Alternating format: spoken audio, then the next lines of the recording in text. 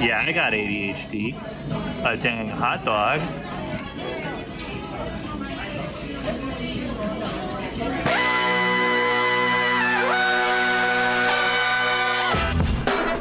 Good morning, sweet world, and welcome to the No Dunks podcast on the Athletic Network. Today's show brought to you by Nütrl Vodka Seltzer, made with real vodka, real seltzer, real juice. It's Nütrl, the one with the umlaut. I'm J.E. Skeets, here in the Classic Factory. It's Wednesday, March 29th, 2023, and alongside me, it's the bearded one, my top shot hot boy. That's Trey Kirby. Heyo! Hey-o! And over yonder, making the magic happen, super producer, JD. Hello. There he is, no tasks for the rest of the week. He and the fam are slipping in a little vacation time, but there is a brand new No Bunts podcast. It's a little bit of a podcast, too. Is it? Sure. Does Joel have his shirt off?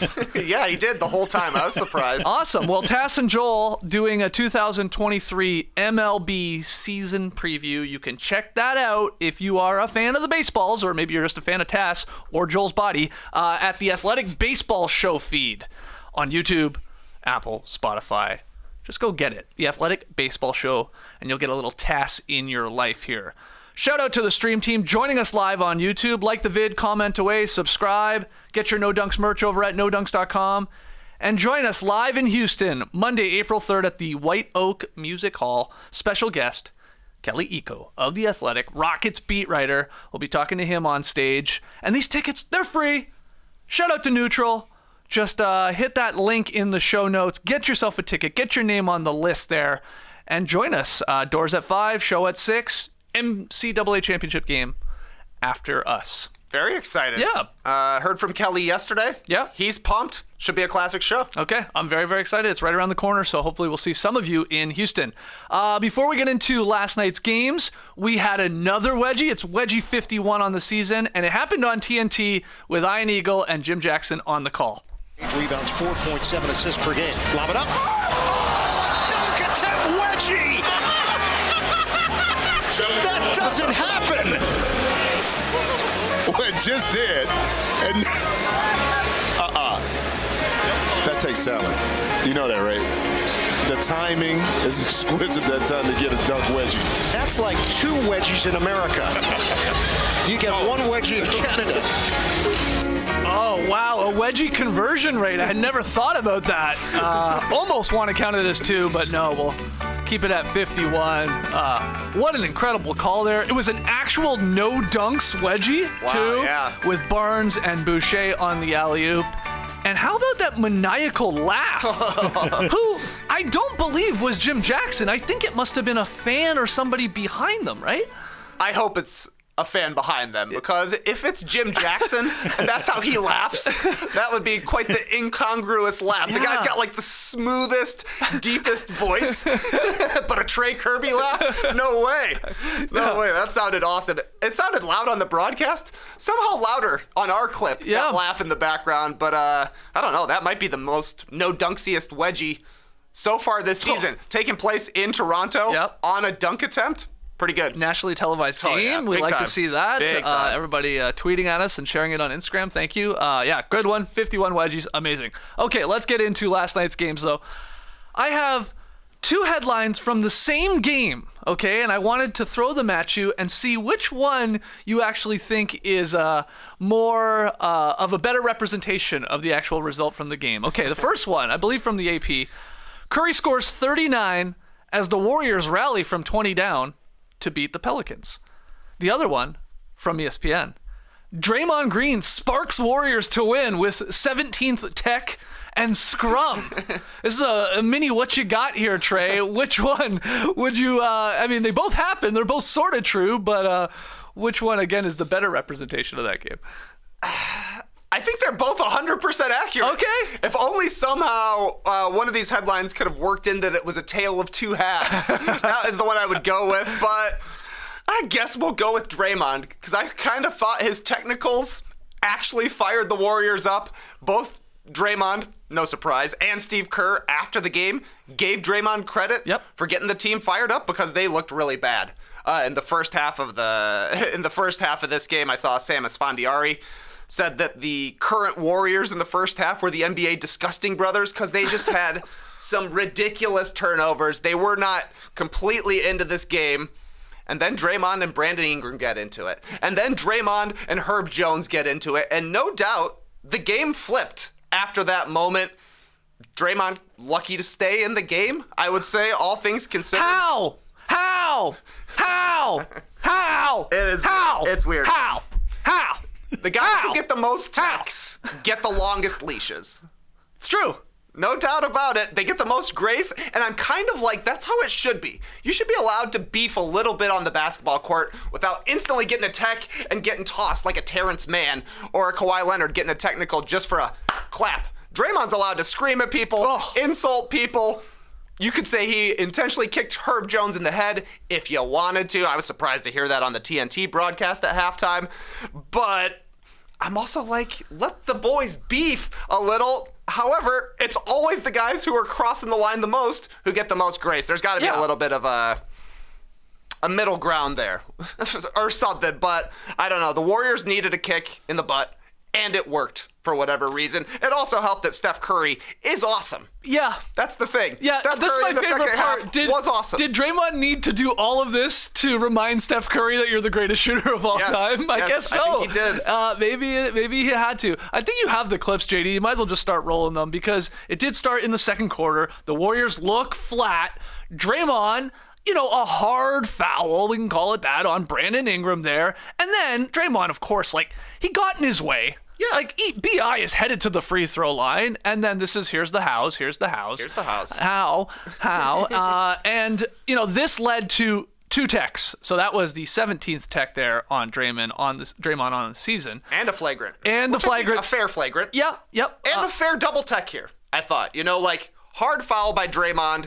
He certainly gets in Brandon Ingram's way to continue the confrontation. Ingram in the confrontation as well. They're going back against each other. Double technicals are stupid, but you see a double technical in that situation all the time. Right. And then, 20 seconds later? I know it was minutes later after we're looking at it, but in real time, but 20 seconds of game time, we then have what you already alluded to, this play where Draymond sort of trucks over Herb Jones, gets called for the offensive foul. They both fall to the floor. Draymond, his legs, surprise, surprise, on somebody's head while Herb's trying to get up. And extracurricular here. And this, this was the second incident that happened right after Draymond with Brandon Ingram. And it happened so quickly after that you had to think Draymond was going to get tossed just because they're in each other's faces right away. I mean, good job by everybody splitting things up. Like I said, I thought it was accidental when it happened. Draymond runs over Herb Jones. Good call for it to be a charge. He's stumbling, bumbling. Herb Jones is underneath his feet, so Draymond definitely kicks him in the head. Foot-head contact. We could all see it. But then at halftime, Jamal Crawford adamant that was intentional. And I think Channing Frye and who else was it on with him? Tracy McGrady. Yeah. They all agreed with him that they thought it was intentional, and maybe that's just because it's Draymond Green.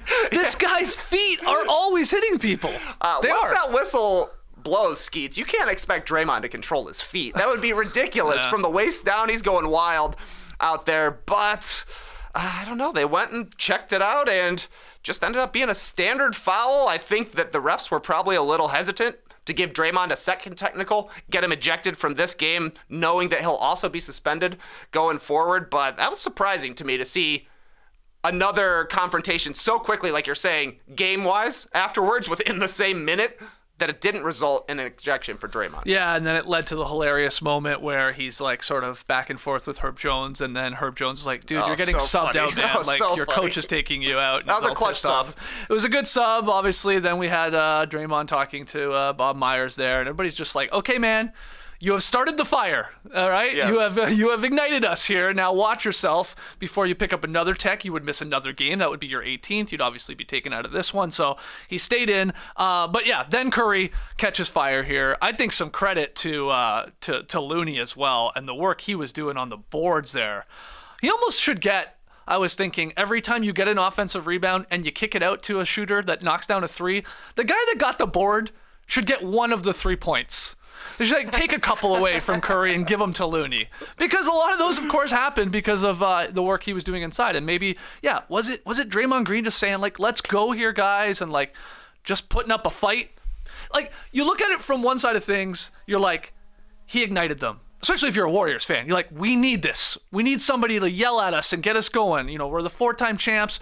We're sort of just going through the motions in this game. We're getting our asses handed to them, so we need that. You see it from the other side of things. If you're not a Draymond Green fan, if you're not a Warriors fan, if you just you don't like this type of basketball, then you just go, he's just a shit disturber.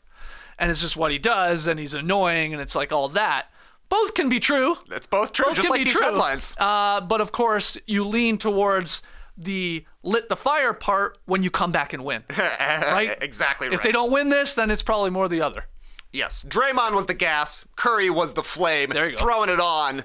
It just looked like the old Warriors flipping the switch. We've seen them have incredible third quarters a lot of times over the past 8 seasons. They came out, had an 8-0 run to start the third. They got a dunk for Dante DiVincenzo, and you could just tell the energy was different for Golden State. And as the tide turned, maybe the legs got tired for the Pelicans, but it also just felt like Draymond was doing Draymond stuff, and Steph Curry was doing Steph Curry stuff. He hit 3 straight threes at one point in the third quarter. So once you get Draymond creating, also finished with 12 assists on the night, he has been really solid offensively the last couple of weeks for the Warriors. You get that. You get Curry shooting the ball well. It's a perfect recipe for a comeback in the third quarter. Yeah, and big win there when we look at the standings here in a second. But let's move on to some other games. PJ Washington, the Chevy Trax of the NBA, scores a career-high 43 as the Hornets, Trey, continue to play spoiler. I mean, they're party poopers for everybody here. They did it to the Mavericks there, taking 2 off them, and then they beat the Thunder in this one. OKC got back into this game. There's no SGA,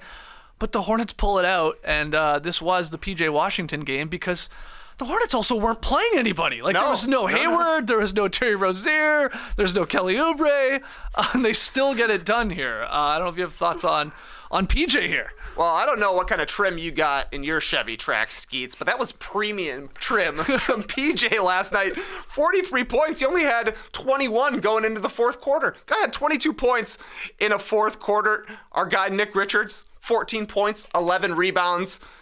The Thunder have problems inside. They basically don't play any big guys for the majority of the game. I guess Jeremiah Robinson Earl is kind of their biggest guy, but they're generally a small team, and you could see that the Hornets took advantage on the inside, both of their big guys. I mean, Richards is actually big. PJ Washington just kind of plays like a big. Yeah. They did it. They did their thing, and the Thunder were going for the let's see if we can outscore them method, and it just didn't happen because Giddey missed a free throw at the end. Who else missed a free throw at the end? Jalen Williams, I think, missed a free throw at the end. Then they had a three-pointer.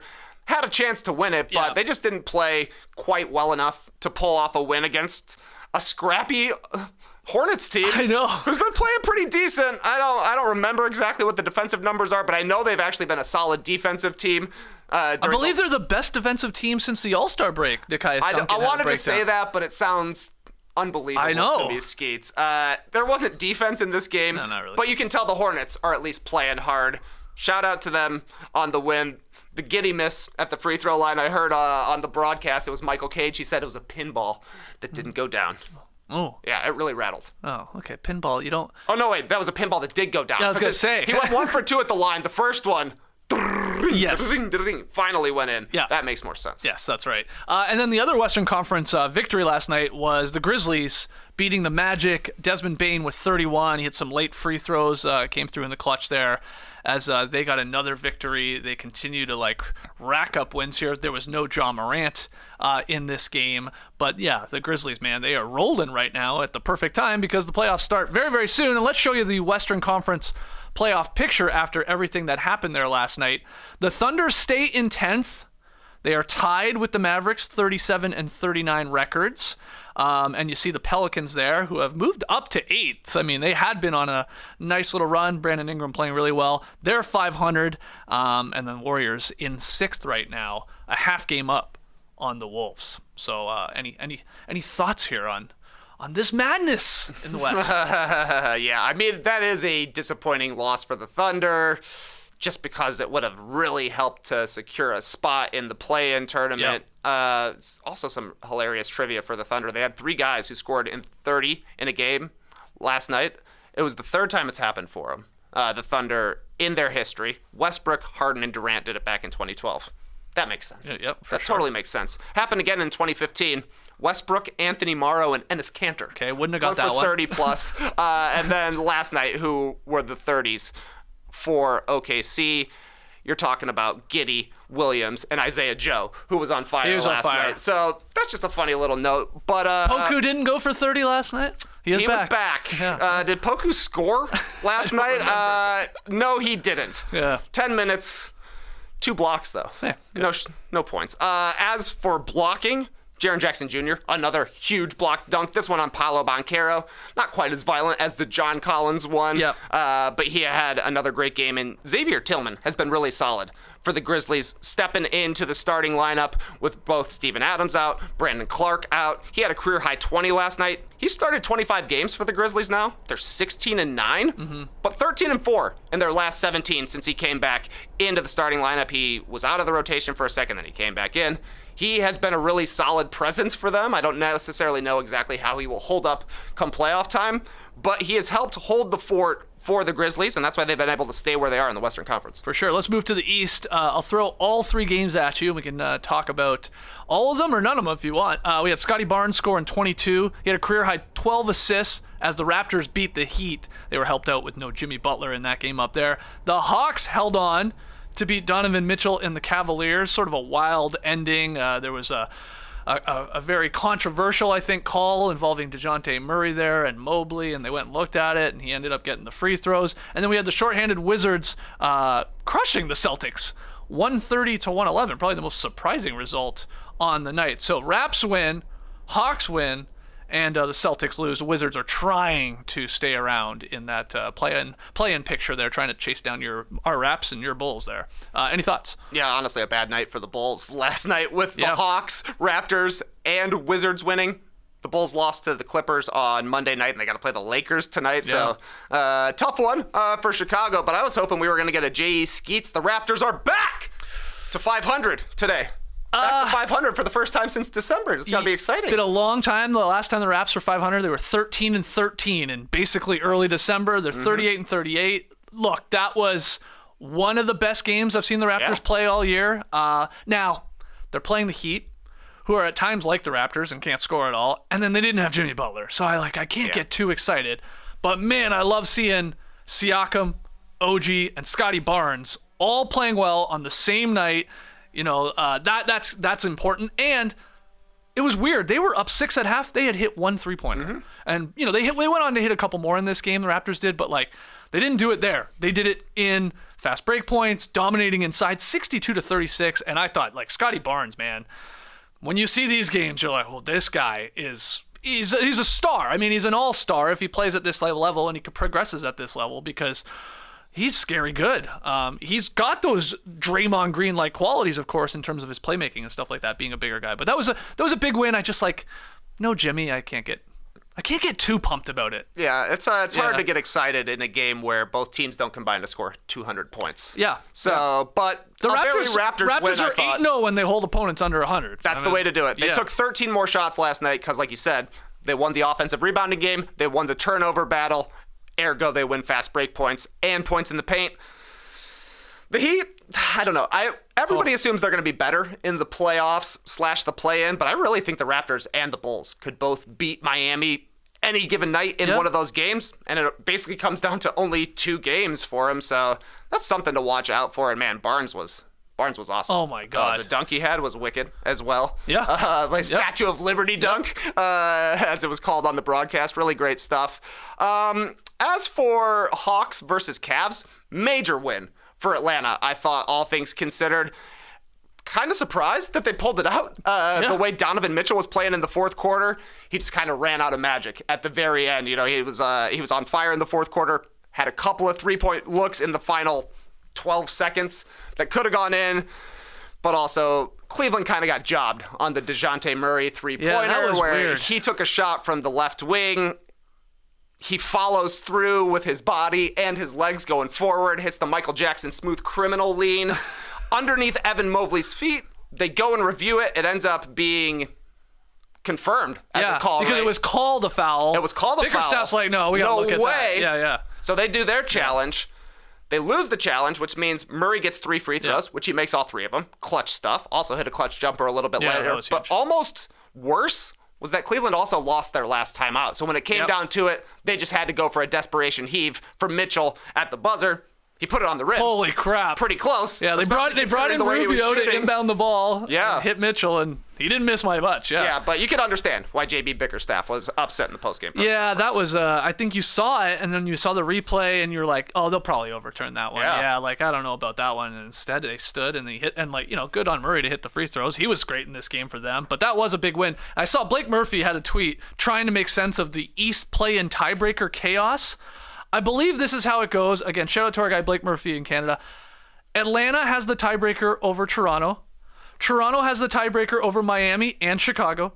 Chicago has the tiebreaker over Miami, Atlanta, and Brooklyn. Miami has the tiebreaker over Atlanta, and Brooklyn has the tiebreaker over Atlanta, Miami, and Toronto. I know I just said that out loud, and that sounds like stupid as shit. Because, what? That couldn't even have made sense, right? Apparently it does. That's the jumble there with these teams. And, it's wild to think, who knows, a game that you lost in January in a particular season series could hurt you in terms of, are you hosting? Are you on the road? Do you have to win twice? Are you even in the playoffs? That type of thing. So good stuff there from Blake. I'm trusting Blake on that one. He's a very smart guy. Yeah, he's got all the smart guy. spreadsheets and stuff. He's keeping track. Yeah, and thinking back to it, I know that the Raptors lost to the Hawks on a buzzer beater. AJ Griffin. The Bulls lost to the Hawks on a buzzer beater. The Hawks lost to the Bulls on a buzzer beater. Good point. I don't remember the specifics of every Miami versus Toronto versus Atlanta game, but all of these teams have been close.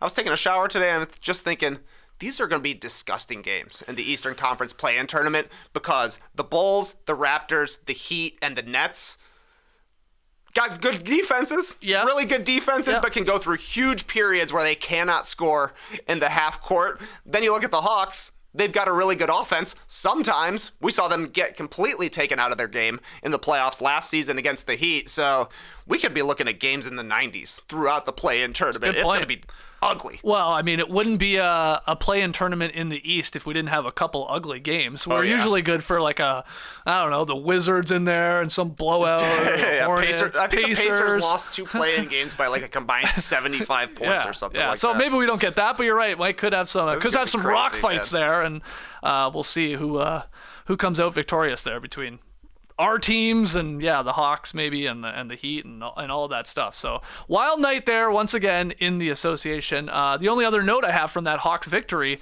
the streak was on the line. I saw Schumann tweeting about it. If the Hawks had lost and the Cavs had pulled it out, then that streak of the Hawks always being within one game of 500 would have ended last night because they would have fallen 2 below 500. But nope, they get the victory. They're back to 500. And as Schumann said, the streak continues. That's the great thing about this streak. Yeah. Pull off that win, it's like winning 2 more. Yeah, that's right. They'll be either above or below for the next one and then trying to get back. Capella, I thought, was huge in this game for the Hawks. It was strange to see the Hawks looking like the bigger team without Jared Allen out there. Mm-hmm. Mobley played incredibly well, but Capella had a hook with 4.5 minutes left, took the lead, had a dunk off a nice play with 1 minute and 45 seconds left, take the lead again. And then when Mitchell missed the 3 with 9 seconds left, his first clutch miss late in the fourth quarter, another rebound by Capella. He and Okongwu were really big. I was going to say, too, was also good. Okongwu, what a weird line. Mm-hmm. Went to the line for 12 free throws. Yeah. At one point, he had 20 points, but he was 3 for 3 from the field. They're just hacking him. I don't know. Just weird lineups, all things considered, but the Hawks gritted that one out. And we had a nice little bonding moment between Quinn Snyder and Donovan Mitchell. That's nice for after them. the game, That's back great. to their Jazz That's great days. Stuff. We're going to take our first break. When we come back, though, we're going to get into Is This News? Talk about KD's potential return tonight. That's looking likely. Bradley Beal involved in some weird altercation. We'll get into it all in Is This News. Don't go anywhere. Oh, Shopify, my old friend. I mean, really, our old friend. We used to have a Shopify store before getting with our new t-shirt retailer, who's actually our friend. It's time to knock out that new business idea out of the park with Shopify, just like your boys. Shopify is the all-in-one commerce platform to start, run, and grow your business. It does it all. You don't need to worry about a thing. Shopify makes it simple to sell to anyone from anywhere. Whether you're selling warm-ups or wall hangers, it's time to start selling with Shopify and join the platform simplifying commerce for millions of businesses worldwide. With Shopify, you'll customize your online store to discover new customers. Shopify fields all the sales channels to grow a winning business, from an in-person POS system, I didn't know that, to even across social platforms like TikTok, Facebook, and Instagram. And thanks to 24/7 support and free on-demand business courses, yes, courses too, you can learn with Shopify. Shopify is on your team every step of the way.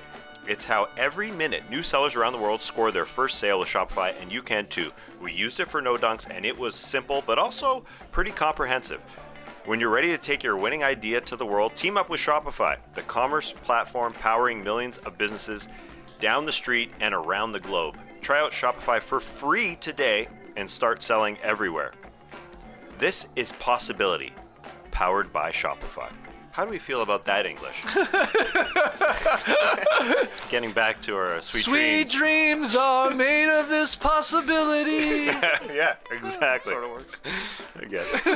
Shopify. Sign up for a free trial at shopify.com/nodunks. All lowercase. Go to shopify.com/nodunks to start selling online today. Shopify.com/nodunks. All right, back in the factory. Skeets, TK, JD. We got Shu here in the stream team with a quick correction. It was the Hornets there that just got dominated in 2 games there in the play-in tournament. So no Hornets this year, but we'll see those type of games we get between the 4 teams that are ultimately in it. We're still figuring it out. If you are joining us live, hit the like button and make sure you subscribe. That's all we ask here to give you this show Monday through Friday, except for this week because there's no show on Friday, so I shouldn't have said that. We will have a show tomorrow, though, and no buffs. Let's get into Is This News?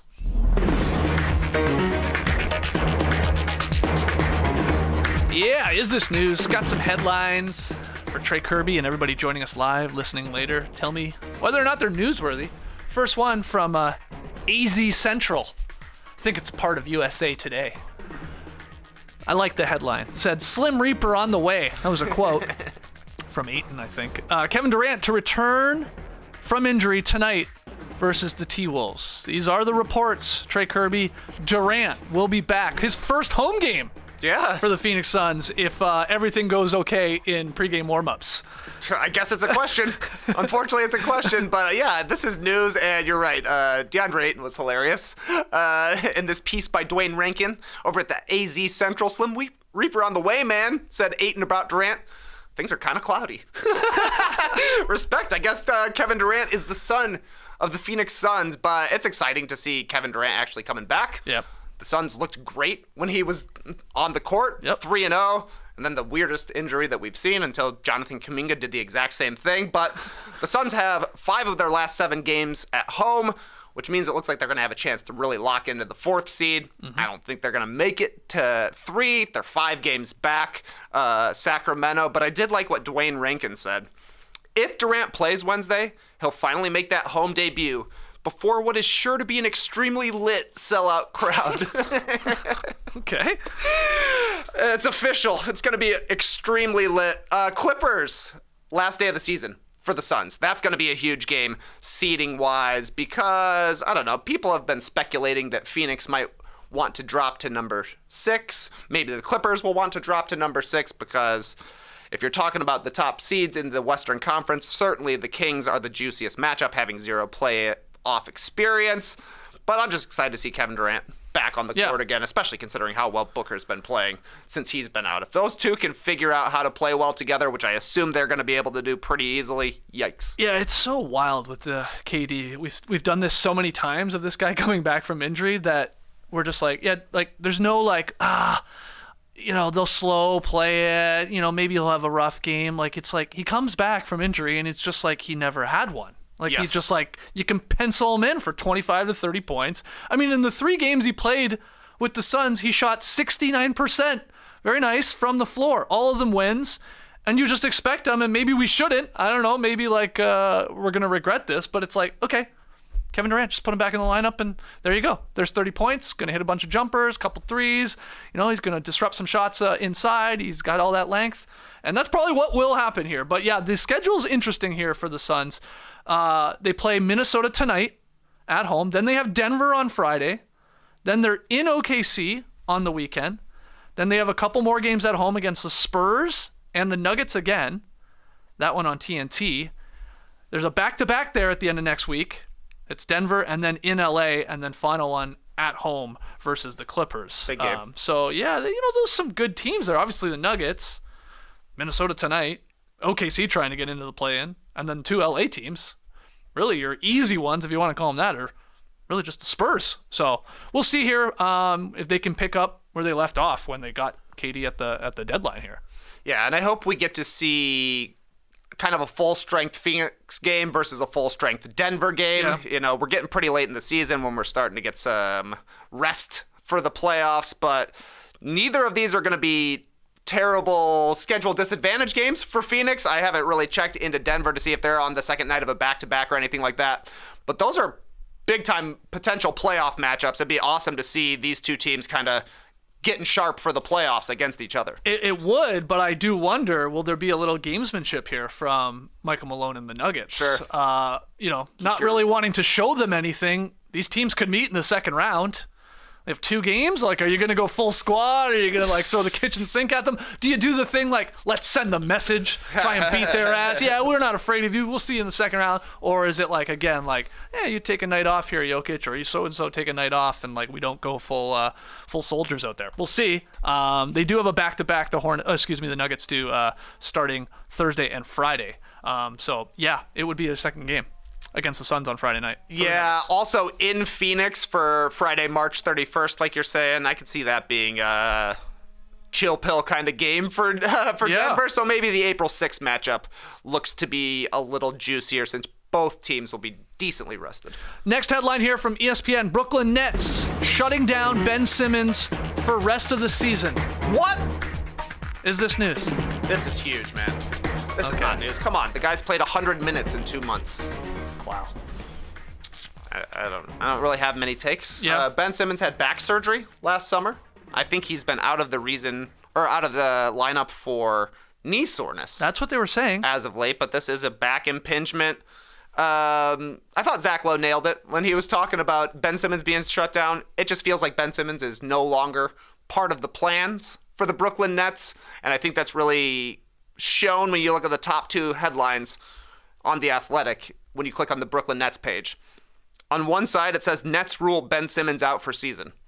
On the other side, it says, I just want to play every game. Nets Mikal Bridges is more than the NBA Iron Man. He's determined. They have moved on. Right. Unfortunately, they still have to pay Ben Simmons a lot of money for the rest of this season and next season and the season after. Yeah, he's under contract through 24-25 season. Yes. He's only 26 years old. I mean, it feels like he's been around for a lot longer than that. He turns 27 in July. I'm excited to listen to the Glue Guys podcast, the great Nets podcast, part of the Athletic Network. They're going to be tackling questions like, can we blame Ben Simmons' brutal season here on these injuries? What should the Nets offseason plan be with him? And is Ben Simmons even tradable at this point with that contract and the guy not playing? Now, there is news from his agent that he is not going to require surgery here.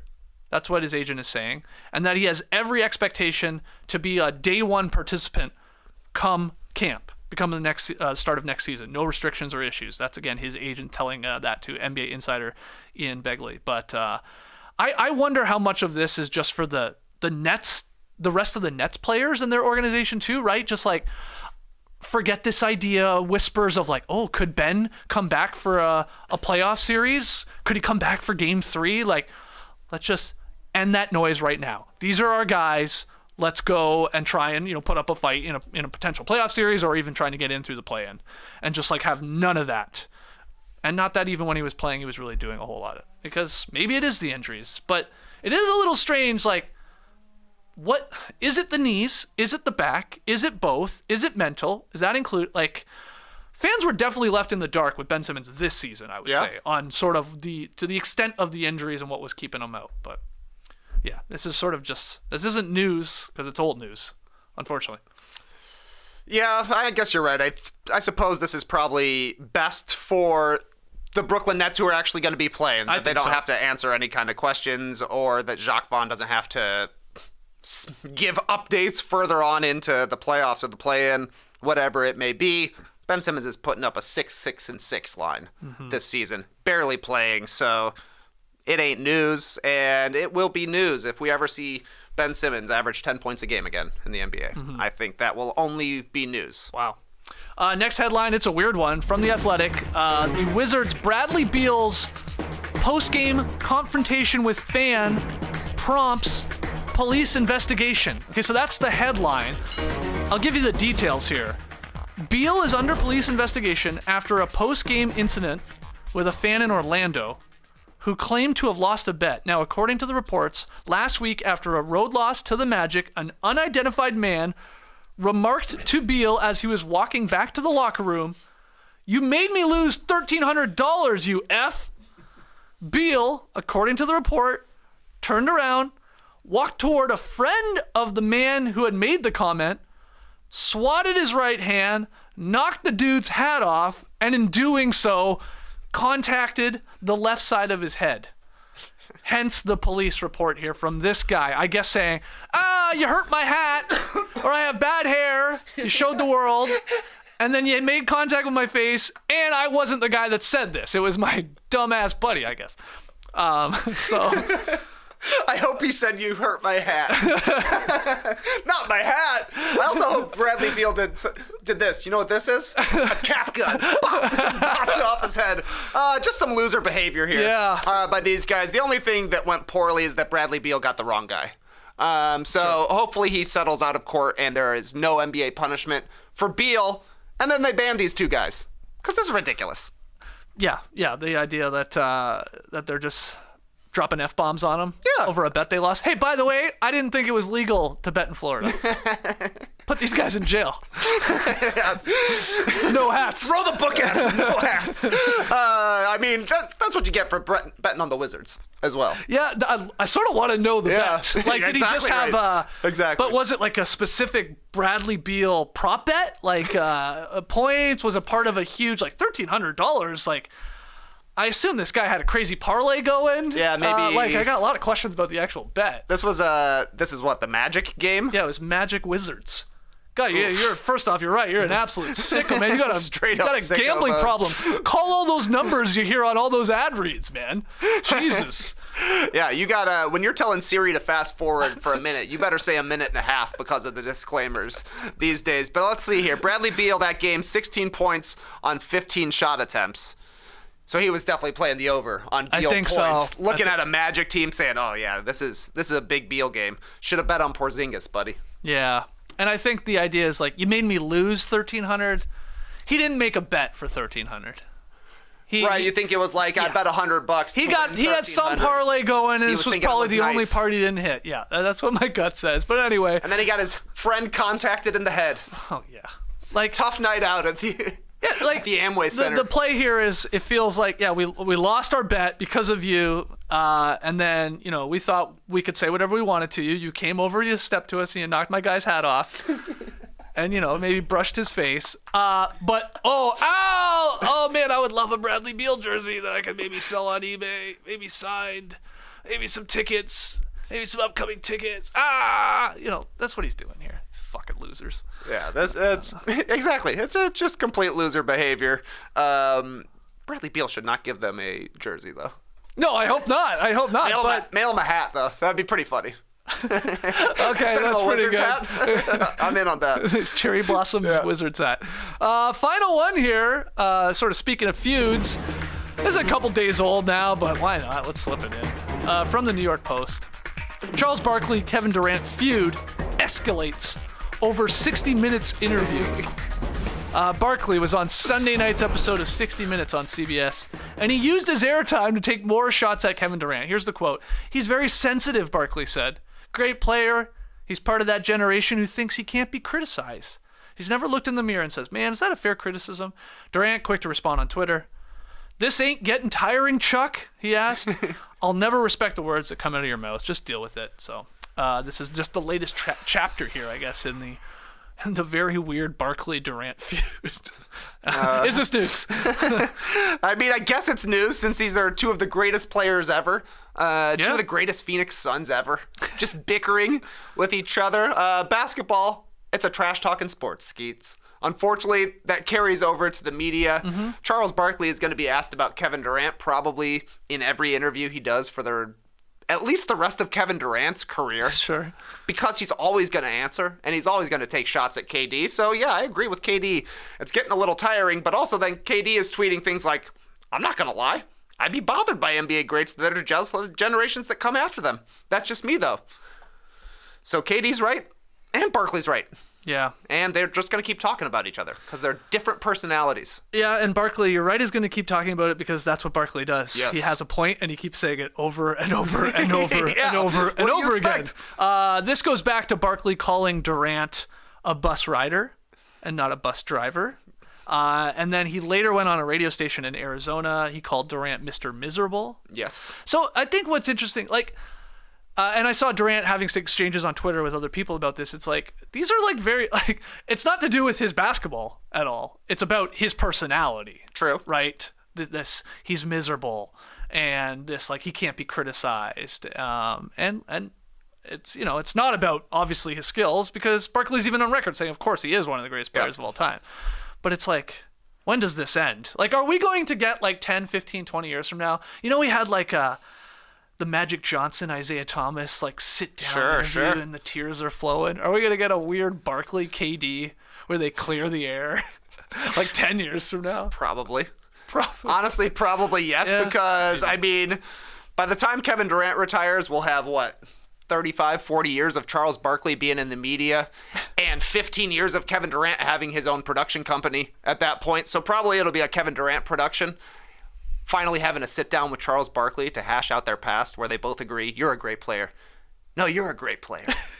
I really respected the way you handled your career. Wait. You joined up with a bunch of Hall of Famers as well. Yeah, so did you. The thing with Barkley, though, is that his superpower is that anytime somebody comes at him for not winning a ring, he's like, you're absolutely right. I never won a ring, and that's why I'm not one of the greats. Yeah. He takes it exactly on himself because that is the biggest knock on Barkley. So what can you say to him in that scenario? He's like, yeah, the one thing that is my biggest stain on my career, I 100% agree with everybody. Ergo, I'm going to say what's wrong with everybody else's career. Yeah, that's a good point. It would be fascinating if Kevin Durant were to bring Phoenix their first title. He is the reason. And then that could get even extra awkward with obviously Chuck being a Phoenix Suns legend and living there, of course. Maybe that's when we get the sit down. Maybe that's when it happens, right after they win the title. Do you think Barkley would give Durant a lot of credit for this championship? Durant would be the number one guy. He is the best player on the Suns, but Devin Booker obviously started this era for Phoenix. He's an all-NBA caliber player as well. And clearly KD went from a poor situation to a great situation once again.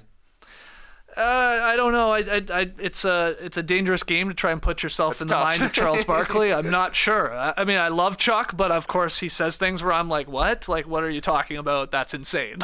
Yes. But that is his superpower. He can sort of say anything, and it's going to get not only headlines, but a lot of people agreeing with him, and even the people that don't agreeing with him going, nah. It's just Chuck. That's Chuck. And it's incredible. There's not many people in media that could do that. I don't know. I don't know the answer to the question. I don't think so. But it'd be weird not to. If Kevin Durant does lead the Suns, of course Booker's there, Chris Paul and all that. But I assume if the Suns were to win a title this year or next, it's because of Kevin Durant scoring 30 a game and doing all of Kevin Durant things. So it's how could you not get another Finals MVP and have 3 of them now and do it in Phoenix, a team you couldn't do it with? You'd at some point have to say, all right. You're not. Well, maybe Chuck would go, are you still miserable? That's probably what he would say. Yeah. Because Durant would say something about Charles Barkley after winning the title and be like, yeah, but see, I was the first person he brought up. What does that tell you? Yeah. And I think Jerome here in the Slack brings up a good point. We've never had a Barkley Jordan sit down, have we?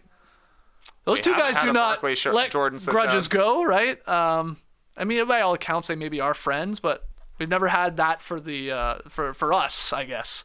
The show of it all. Great call.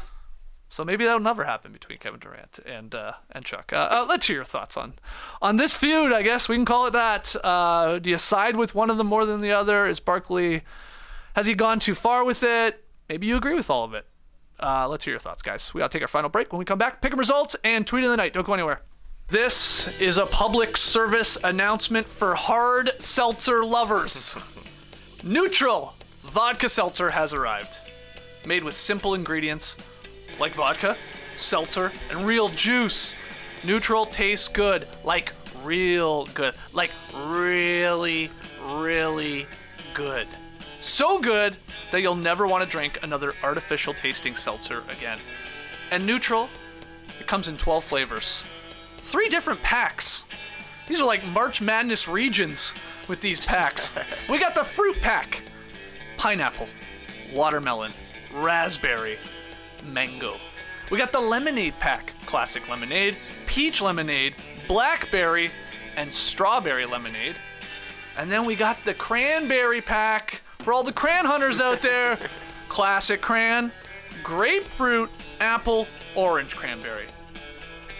I was thinking, if we were to build a No Dunks Nütrl pack, and you had to select one of the flavors to represent you in that pack, where would you go? I'd go grapefruit. Okay, Tass is grapefruit. I like it. It's sweet, but also bitter at the same time. Okay, what about you, TK? I'd like to be lime, please. Lime? I don't think that was an option. I thought that was in the fruit pack. No, classic peach, blackberry, and strawberry lemonade. Oh, wait, sorry, pineapple, watermelon, raspberry, and mango. Mango is what I meant. Okay, mango. We can talk to Nütrl about making a lime. I mean, that could be Yeah, Could be his surprising. custom flavor. Yeah, it's possible. What about you, JD? What do you want? Coming down for orange cran. Orange cran! Yeah.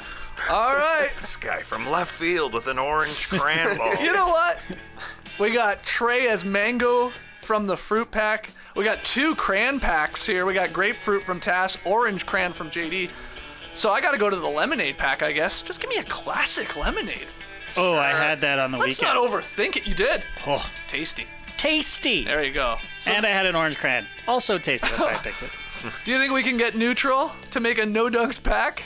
Comes with a mango, a classic lemonade, a grapefruit cran, and an orange cran. That's a wild pack. That's a wild But pack. we're wild here at No Dunks. Nütrl, light and refreshing taste. It shows you what a vodka seltzer can be. So try Nütrl Vodka Seltzer in a variety of real fruit flavors today. All right, back here in the factory. Just give me a sec. I got to check into my flight.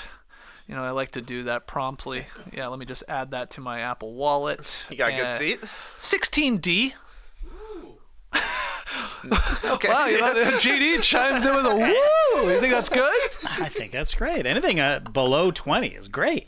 Yeah, it's true. Actually, I agree on that. Nice. I'm silver medallion now, too. Whoa. No big deal. Oh, No silver big deal. seats over here. Hey, I have a question about that, though, because it still says zone 1, a zone for boarding as main 1, but silver medallion, I'm pretty sure I get priority boarding. Yeah. So do I just do it. ignore the main 1 and say, Yeah. silver, coming through, silver, silver. Oh, you got to wear your medallion. That'd be sort of a cool way That'd to be do awesome, it. actually. Oh, I forgot my medallion at home. God. How embarrassed would you be if they kicked you back, though? No, I don't care. Exactly. So Yeah, go. yeah. So just go right away. But I'm embarrassed when I see other people do it. You're embarrassed for them. Yeah. Yeah. But I don't give a shit. So just get on the point. I think it's my God-given right as a silver medallion You man. earned it. I You know. earned Got that medallion. status. I tell you, I got status by not flying, just by using my credit card way too much. It's not from flying. I don't fly that often. But anyway, yeah, I'm off tomorrow. I will see you guys in Houston, though, on Monday. Yeah, baby. I'm excited for that. I'm going to Vegas. That's where I got to fly to. And then I'm hitting the national parks of this beautiful country. Jealous. Zion. So jealous. Bryce.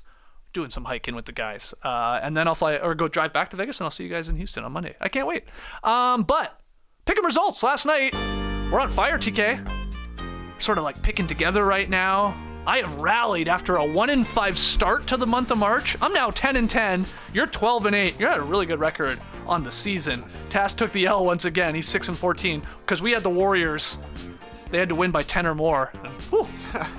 Nice pass from Curry to Clay to hit a bomb to really seal the deal. So yeah, I'm 10-10. Tass 6-14. You're 12-8 for March. Tonight's game, Lakers Bulls. Trey Kirby. I mean, look, he has to take the Chicago Bulls. They're at home, and small line. They're dogs, +1.5. Tass and I taking the LA Lakers. Got to win by 2 or more. Big game here for both teams, let's be honest, when it comes to getting into the play-in. Especially considering last night, all the teams that the Bulls are right around in the play-in chase all won. And the Bulls obviously lost on Monday night against the Clippers. Beat the Lakers in LA in LeBron's first game back. I see here that his over-under, only 24.5 points. LeBron. For tonight. Patrick Beverley, too small the guy, in the face. Gave a stinky to the crowd. Yep. He was really trolling LeBron. It was also LeBron's first game back. He's getting his legs under him. Yep. He's getting his rhythm back.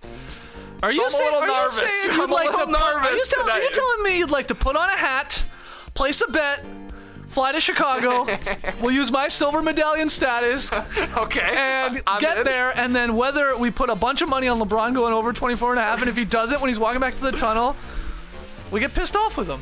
Well, yeah, here's the thing. I'll put the bet in. You're going to have to take the slap to that. Oh, that's fine. That's fine. Wear your most padded hat. Just in case you get contacted. Yeah, I'm a little nervous about this one, but we'll see. Okay. I've had a couple of miracle covers the last couple of days. Yeah, you have. Both of us really have. All right, well, good luck to you. And otherwise, Tass and I got the Lakers winning by 2 on the road. Okay, let's get to Tweet of the Night. Tweet of the Night. Wow. Twitter. Just a fun little exchange here on Twitter I saw last night. At Cle Speculator, so at Cleveland Speculator, started us off with this photo that he took of his television screen of the Cavs-Hawks game and tweeted, "Oh, hey, Renee Montgomery," and added Renee. Renee responded, "Hi, this photo is hilarious. Looks like I'm the only one in the gym," which it really does. There's no one else in a seat. I know, it's completely empty with Donovan at the line. And then Sarah Spain chiming in to Renee, "You look like a scout at a private workout," as Renee's taking in the game there. But yeah, Renee, a legend here in the ATL scene. And she was into the game. I was obviously watching this one down the stretch, and she was right there sitting courtside and was going nuts on especially on that DeJounte Murray tough fadeaway. Oh, that was nice. That he hit around. That was really nice. She's up going like this. I always like to see people that sit in the front row show some emotion. Yeah. Don't be afraid to stand up and get into the game. You know, you feel like because you're in the front row that you got to play it cool. Sure. Got to sit down. Don't block anyone's view. No, you don't. don't. Been there. If anything, you should be more into it. You're catching the game at its best right there. The sounds of it all, sweat landing on you. Should be standing nonstop. Hey, mad respect to Renee Montgomery because there was, 17 seconds gone in the second half, and she's posted up there. Back in her ready seat. For it. But I'm with you, Skeets. Gone are the days of old man knees at the Philadelphia 76ers games. Crouched on the court, basically, living and dying with his team. People play it too cool in general in that front row. Yep. There to be seen instead of see what's going on and loving it. I mean, maybe some of these people, it's like, I paid $100,000 for a seat. I better sit in the seat. It'd be cool if you could be like big chair respecters. Well, just like gotta honor the chair here. It'd be cool if you could be like, I want to sit. I want to be courtside. I don't want to sit. Can I get it for half price if you remove my seat and I can just stand there or crouch? Half court stand or courtside stands, I guess. Courtside stands, yes. You're most likely to catch a ball if that's the case. Yeah, you're on your toes. But yeah, I think the only way they could do that is if they banned front row jerseys. Because then it would be too confusing. Oh, you got Renee Montgomery standing over there wearing a Clint Capella jersey. You know she's getting a drop-off pass on the sideline. That's a good point. You don't see a lot of that either. People sitting courtside in the jerseys. That's a fascinating thought. I'm going to be looking for that. You show up in a jersey, they're like, sorry. It's either you or the shirt. Yeah. Gotta go. Wow, I had never really thought about that. I mean, I'm sure it's happened, but I don't think you see it all that often. Again, those are these people. They're sort of too cool usually. I'm not saying Renee is, but yeah, get your fits off. All right, so that's tweet of the night. That's today's podcast, guys. We'll call it there. Again, no bunts. That's up on the Athletic Baseball Show with Tass and Joel. If you're a baseball fan, doesn't that start today? Tomorrow? Tomorrow, Thursday. Yeah. Okay. First pitch. Tass said they're all starting at the exact same time. All 30 teams. That's incredible. First time in MLB history. All 30 teams on the same day are playing. Yes. Okay. I was gonna say not at the exact same time first pitch, because that would be wild. Why would you do that? That'd be weird. It'd be cool. It'd be cool, but also. Well, it wouldn't work because unless all the East Coast games started at, let's say, 4:07 first pitch, and 1:07 on the West Coast. Okay, that would be fine. Reasonable. Yeah.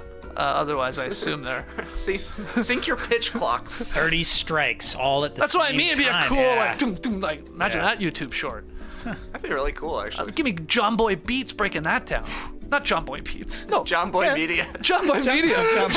John Boy Beats is the Top Shot guy. Top Shot guy. John Boy Media. John Boy baseball Media. Guys. Yeah, my guy. My bad. I am not in baseball mode yet. But anyway, we got that. Who do you think's gonna win the World Series? Probably the Blue Jays. Yeah. Sorry, I think it's actually gonna be the Atlanta Braves. Oh, you think the Braves? Yeah, it's one of those two. Who won it last year? Ooh. Nah, not the Phillies. Astros? Was it Astros did it again? Yeah. Right? After the whole controversy Yeah, of they banging did. on drums, Did they they? went Did on they? to win it. I think they did. Yeah. They beat the Phillies. Okay, there you go. That's There you go. Okay. Jays, Braves. You got Jays? I got the Jays, yeah, All of right, course. Go Jays. Nice. All right, guys. That's it for today's show. We will be back, some of us, tomorrow here in the Classic Factory. TK will be here. JD will be here. And Jerome. Hopefully his flight goes okay. He's flying down from Toronto, so he'll be... No. No, he's gonna be via Zoom. Jerome via Zoom tomorrow. I'm mixing it up that he's eventually coming here. He's coming. He'll be here next week. Next week, yeah. Okay. Jerome will be on tomorrow's show. And you guys will also have a Survivor podcast tomorrow at 1 p.m. Eastern. That's No Bus, own YouTube feed, own podcast feed, with a very special guest filling in for me. So that's going to be awesome. It'll be better than the normal No Bus because I won't be on it, and the guest is phenomenal. Until then, though, Clipper Bros. You heard it here first. Have a great time. Turn up. Love you guys. Awesome. Thanks for joining us, and remember, a podcast is a podcast without your shirt on. Do it. And I got... Oh, you got an undershirt? Yeah, I got you got a wife pleaser. You got a Dom Toretto on. Yeah, I'm in Toretto mode. Embrace the day, people.